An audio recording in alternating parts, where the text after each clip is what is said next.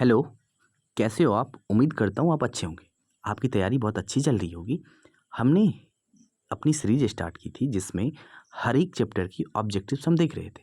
आज हम करने वाले क्या हैं? हिस्ट्री का पार्ट 2 करने वाले हैं। हिस्ट्री पार्ट 1 आप देख लिए होंगे, अच्छे से उसकी तैयारी कर लिए होंगे, ठीक है? जितने सारे ऑब्जेक्टिव्स हैं, हमारी ये सीरीज जैसे ही ख़त्म होगी, जैसे ही हमारी सीरीज कंप्लीट होगी, फिर हम क्या करेंगे, आपको सारी सीट्स भेज देंगे। जिनको भी सीट्स चाहिए आप हमारे व्हाट्सएप नंबर पे मैसेज करके सीट ले सकते हैं, ठीक है? पार्ट 1 हम कर चुके हैं हिस्ट्री का, पार्ट 2 आज हम करते हैं, ठीक है? पार्ट 1 में 30 तक कर चुके थे, आज हम 31 से करते हैं, ठीक है? देखते हैं। लिखा है 1789 फ्रांसीसी क्रांति के समय वहां किस राजवंश का शासन था? क्या है? ए ऑप्शन था ट्यूडर, सेकंड है स्टुअर्ट, थर्ड है बुर्बो, फोर्थ है रोमनोव, ठीक है? तो हम क्या करें, कौन सा था? बुर्बो था। कौन सा था? बुर्बो था, ठीक है? आगे चलते हैं। आगे लिखा है नेपोलियन संहिता किस वर्ष लागू हुआ था? नेपोलियन संहिता किस वर्ष लागू हुआ था? 1789 में लागू हुआ था, ठीक है? कब लागू हुआ था? 1789 ईस्वी में लागू हुआ था, या 1791 में हुआ था, या 1801 में हुआ था, या 1804 ईस्वी में हुआ था? तो बता दें हम कब हुआ था? 1804 ईस्वी में हुआ था। कब हुआ था? 1804 ईस्वी में हुआ था। आगे बढ़ते हैं। 33 नंबर क्वेश्चन है, जर्मनी के एकीकरण के समय, जर्मनी के एकीकरण के लिए बिस्मार्क ने कितने युद्ध लड़े थे? 1, 2, 3 और 4। कितने लड़े थे बिस्मार्क ने? बिस्मार्क ने 3 युद्ध लड़े थे। कितने युद्ध लड़े थे? बिस्मार्क ने 3 युद्ध लड़े थे। हम आगे बढ़ते हैं। अगले क्वेश्चन से हमारे, वियना कांग्रेस में कौन राष्ट्र सम्मिलित नहीं था? कौन सा राष्ट्र सम्मिलित नहीं था? ब्रिटेन, रूस, फ्रांस, जर्मनी। कौन सा राष्ट्र सम्मिलित नहीं था? बताएंगे आप? बता दें हम आपको, जर्मनी जो था ना वो सम्मिलित नहीं था। कौन नहीं था? जर्मनी सम्मिलित नहीं था। अगले क्वेश्चन है, वियना कांग्रेस में पवित्र संघ की योजना किसने प्रस्तुत की थी? रूस ने, ब्रिटेन ने, फ्रांस ने, ऑस्ट्रिया ने। रूस ने, ब्रिटेन ने, फ्रांस ने, ऑस्ट्रिया ने। तो रूस ने की थी। किसने की थी? रूस ने की थी, ठीक है? आप मेरे साथ याद करते चलेंगे, ठीक है? ठीक, आगे बढ़ते। अगले क्वेश्चन है, यंग इटली की स्थापना किसने की थी? यंग इटली की स्थापना किसने की थी? जियोवर्टी, काबूर, मेजनी, गेरीवाल्डी। किसने की थी? किसने की थी? मेजनी ने की थी। किसने की थी? मेजनी ने की थी। पहले आप खुद से सॉल्व करेंगे, उसके बाद हमारा सॉल्यूशन देखेंगे, ठीक है? और हमारे साथ याद करते चलेंगे, ठीक है? अगले क्वेश्चन पे हम चलते हैं। अगले क्वेश्चन 37 नंबर क्वेश्चन क्या है? लिखा है, फ्रांस के किस राजा ने कहा था, अंग्रेजी राजा की भांति शासन करने की अपेक्षा लकड़ी काटना अधिक पसंद करूंगा? किसने कहा था? लुई 16वां, नेपोलियन, लुई नेपोलियन, ठीक है? एग्जाम ऑप्शन गलत है, लुई नेपोलियन, ठीक है? जो भी है। चार्ल्स दसम किसने कहा था? बताएंगे आपने? चार्ल्स दसम ने कहा था। किसने कहा था? चार्ल्स दसम ने कहा था। अगले क्वेश्चन पे चलते हैं। अगले क्वेश्चन है, प्रशा का शासक कौन था? प्रशा का शासक कौन था? नेपोलियन था, नेपोलियन बोनापार्ट था, नेपोलियन तृतीय था, विक्टर एनुमुअल था, ठीक है? और विलियम प्रथम था। कौन था? आपको बता दें, विलियम प्रथम था। कौन था? विलियम प्रथम था। कौन था? विलियम प्रथम था। अगले क्वेश्चन पे हम चलते हैं। अगले क्वेश्चन हमारे क्या है? 39 नंबर क्वेश्चन से हम चलते हैं। 39 नंबर क्वेश्चन में क्या है देखते हैं। इसमें क्या है? लिखा है, यूरोप का मरीज किसे कहा जाता था? रूस को, जर्मनी को, तुर्की को, यूनान को। तो बता दे, तुर्की को कहा जाता था। किसको कहा जाता था? तुर्की को, ठीक है? आगे बढ़ते। 40 नंबर में है, नेपोलियन ने जर्मनी में किस संघ की स्थापना की थी? ट्रांसपेडेन संघ, सिसेलपाइन संघ, राइन संघ, इनमें किसी की नहीं, ठीक है? तो राइन संघ की थी। किसकी की थी? राइन संघ की थी। अगले क्वेश्चन देख ले, किस संधि द्वारा स्वतंत्र यूनान राष्ट्र की स्थापना हुई? किस संधि द्वारा स्वतंत्र यूनान राष्ट्र की स्थापना हुई? ठीक है? वियना की संधि द्वारा, कस्तूनतुनिया की संधि द्वारा, प्राग की संधि द्वारा, एड्रियानोपुल की संधि द्वारा। किसके द्वारा हुआ था? एड्रियानोपुल की संधि द्वारा हुआ था। किसके द्वारा हुआ था? एड्रियानोपुल की संधि के द्वारा हुआ था, ठीक है? आगे बढ़ते हैं। अगले 42 नंबर क्वेश्चन 42 पे चलते हैं। उस पे क्या है? यंग यूरोप की स्थापना किसने की थी? यंग यूरोप की स्थापना किसने की थी? तो कावूर ने, मेजनी ने, बिस्मार्क ने, गैरीबाल्डी ने। मेजनी ने की थी, किसने की थी? यंग यूरोप की स्थापना किसने की थी? मेजनी ने की थी। यंग यूरोप की स्थापना किसने की थी? मेजनी ने की थी।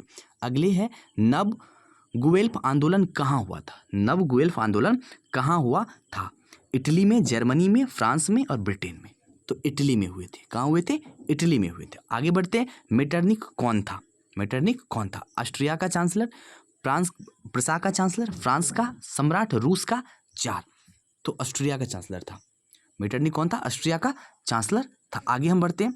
लिखा है, आगे क्या लिखा है? आगे है कार्बोनरी की स्थापना किस वर्ष की गई?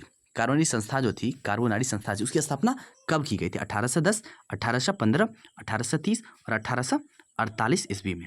कब की गई थी? 1810 में की गई थी। कब की गई थी? 1810 ईस्वी में की गई थी। ठीक है, आगे हम बढ़ते हैं 46 नंबर क्वेश्चन पे। इसमें क्या है?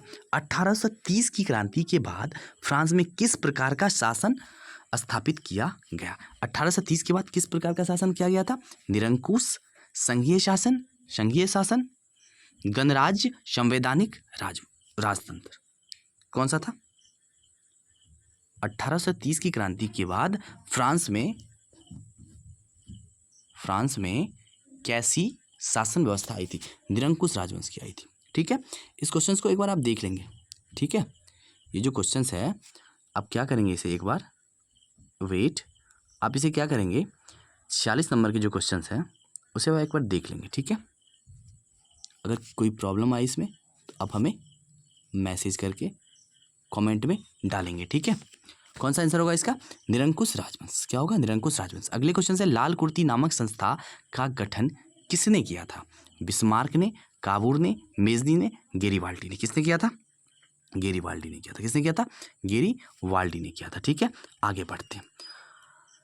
अगले 48 नंबर में क्वेश्चन है, राष्ट्रवाद की अवधारणा का जन्म किस घटना से माना जाता है? किस घटना से माना जाता है? पुनर्जागरण, धर्म सुधार आंदोलन, गौरवपूर्ण आंदोलन, फ्रांस की क्रांति। तो बता दो, पुनर्जागरण से मानी जाती है। कब से मानी जाती है? पुनर्जागरण से मानी जाती है। आगे बढ़ते हैं।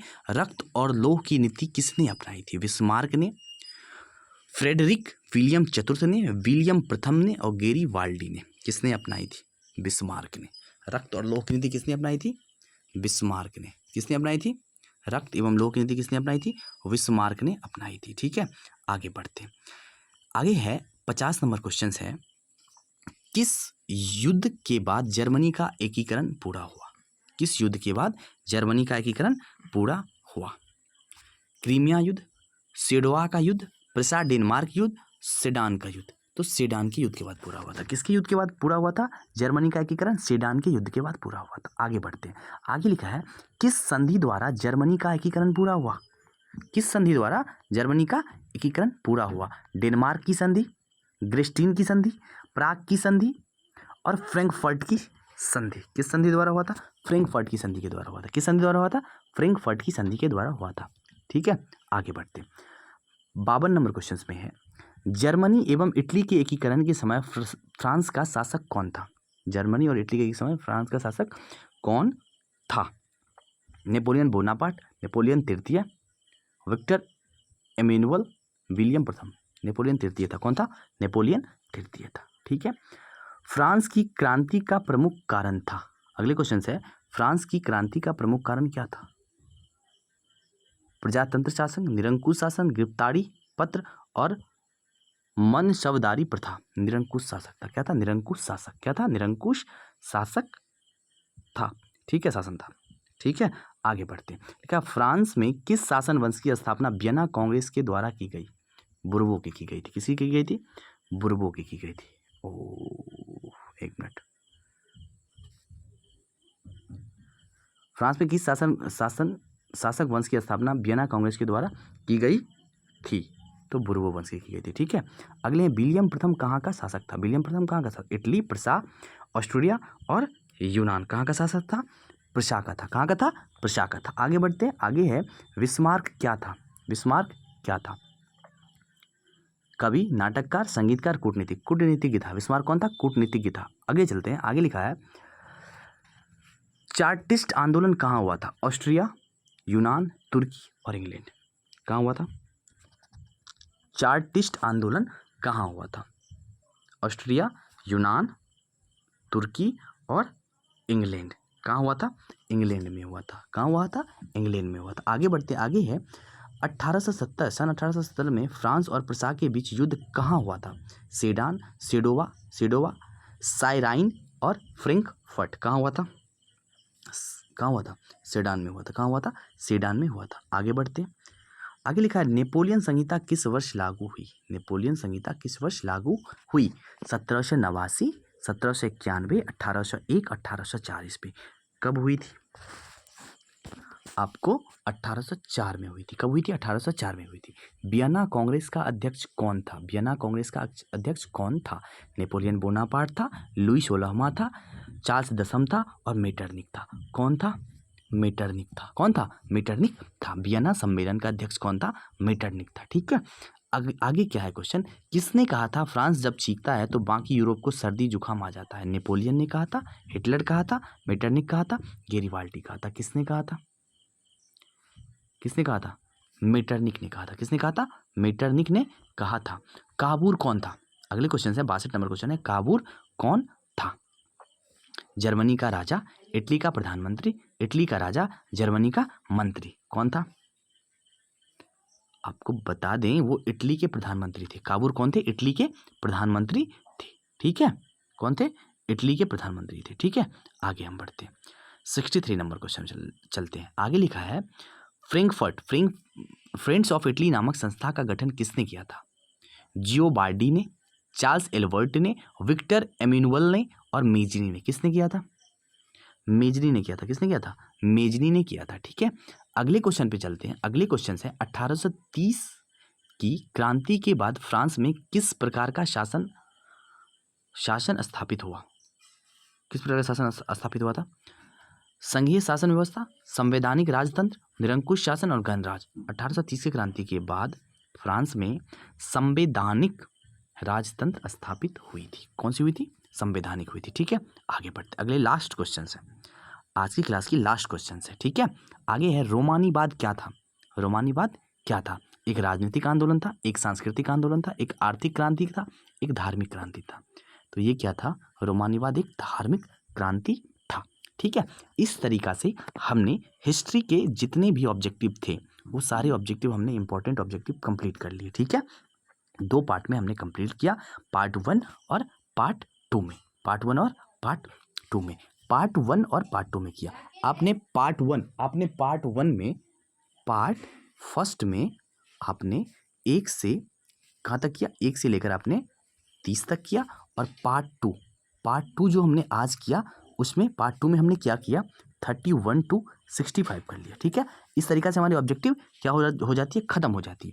जिन किसी भी स्टूडेंट को अगर ये सीट चाहिए, जितने भी हमने ऑब्जेक्टिव्स कराए हैं विथ आंसर आपको सीट चाहिए तो आप हमारे व्हाट्सअप नंबर पे मैसेज कर सकते हैं। ठीक है। मैं वो आपको सीट भेज दूँगा। ठीक है। आप नंबर नोट्स कर लेंगे। WhatsApp number 7631039286। ठीक है। इस नंबर पे आप मैसेज करके आप सीट ले सकती हैं। अगर ये हमारी वीडियो आपको अच्छी लगती हो, आपके लिए हेल्पफुल हो तो आप अपने फ्रेंड्स के साथ और जहाँ जिस भी ग्रुप में हो आप वहाँ शेयर कर देना। ठीक है। उम्मीद करता हूँ आपको हमारी वीडियो समझ में आई होगी और आप अच्छे से पढ़ाई करो। कंटिन्यू हमारी वीडियो आती रहेगी। ठीक है। आज हमने फर्स्ट चैप्टर फर्स्ट चैप्टर हमने हिस्ट्री का कर लिया और फर्स्ट चैप्टर हमने इकोनॉमिक्स का कर लिया। ऐसे ऐसे हम चैप्टर बाय चैप्टर सारे कंप्लीट कर लेंगे। ठीक है। तो आज के लिए थैंक यू। जाइए अच्छे से पढ़ाई कीजिए।